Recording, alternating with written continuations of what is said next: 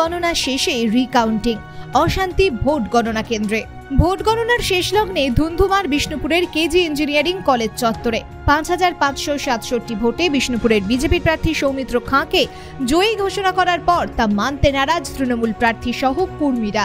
অভিযোগ উঠেছে false EVM এবং ভিভিপ্যাট নিয়ে ভোট গণনা কেন্দ্রে প্রবেশ করেছে তৃণমূল, এসে উত্তেজনা করে এবং রিকাউন্টিং করার দাবি জানায়। এই বিষয়ে বিজেপির বিষ্ণুপুর সাংগঠনিক জেলার ভাইস প্রেসিডেন্ট বলেন, তৃণমূলরা হেরে যাওয়ার পরও চুরি থামছে না, আর ওদিকে সিআরপিএফরা তৃণমূলের হয়েই কাজ করছে।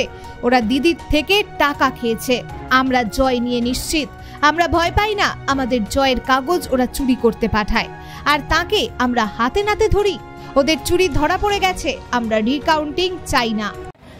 আমরা তাদের চুরি ধরে ফেলেছি, তারা জানে আমরা হেরে গেছি, তারপরেও চুরি করছে, তাকে আমরা হাতে নাতে ধরেছি। আর এই যে সিআরপিএফ যারা এসছে, পুলিশ, এরা ওদের হয়ে কাজ করছে, এরাও টিএমসির দালাল।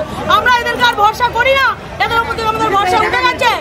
দিদির কাছে টাকা খাইছে, এরপর আমরা ওদের আর চাই না। আমরা আমাদের জিতে গেছি এবং রিকাউন্টিং যে ওরা আবার করছে, আমাদের কোনো ভরসা নেই। কি চুরি করেছে, কি চুরি করেছে? ভোটের যে লিস্ট ওরা রিকাউন্টিং যেটা করেছিল, বিজয় যে ঘোষণা হচ্ছে, বারবার উইনিং সিটে আমাদের আপত্তি জানাচ্ছে এবং ওরা আবার রিকাউন্টিং করার জন্য যেটা বলছিল, সেই রিকাউন্টিং এর যে রেজাল্ট ছিল সেটা ধরা পড়েছে। ওরা যে চেঞ্জ করেছে তার সিট আমরা পেয়েছি এবং সেই কর্মীকে আমরা মারধর আমাদের এখানে করা হয়েছে, হাতে নাতে ধরা হয়েছে। আপনারা কি পুনর্গণনা কোনোভাবেই চাইছেন? আমরা জিতে গেছি, আমরা কেন পুনর্গণনা করবো? আমাদের ভয় নেই, আমরা জিতে গেছি, উইনিং ঘোষণা হয়ে গেছে, কেন আমরা পুনর্গণনা চাইবো? ওরা চুরি করেছে, ভয় পাচ্ছে, আবার চুরি করছে, তাই জন্য পুনর্গণনা চাইছে। আমরা চাই না। কেন্দ্রীয় বাহিনীর কি ভূমিকা? কোনো কাজ করছে না, কেন্দ্রীয় বাহিনী মারপিট করছে,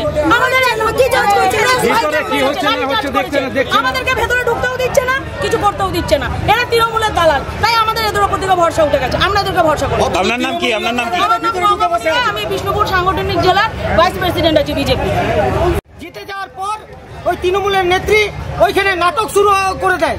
নাটক শুরু করার পর ওইখানে 2-4 জনকে ওই ভাওতাবাজি কাগজ পাঠিয়ে পড়ে, তৃণমূলের দালালকে পাঠিয়ে পড়ে ওই চুরি করতে পাঠায়।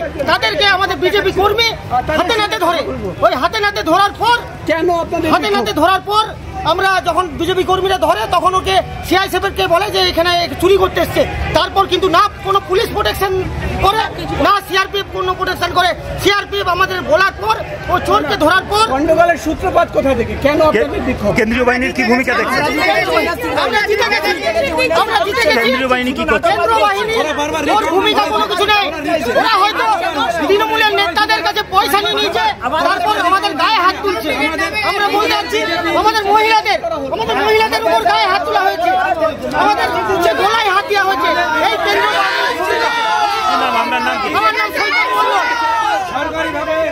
Bureau report BN1 Bangla.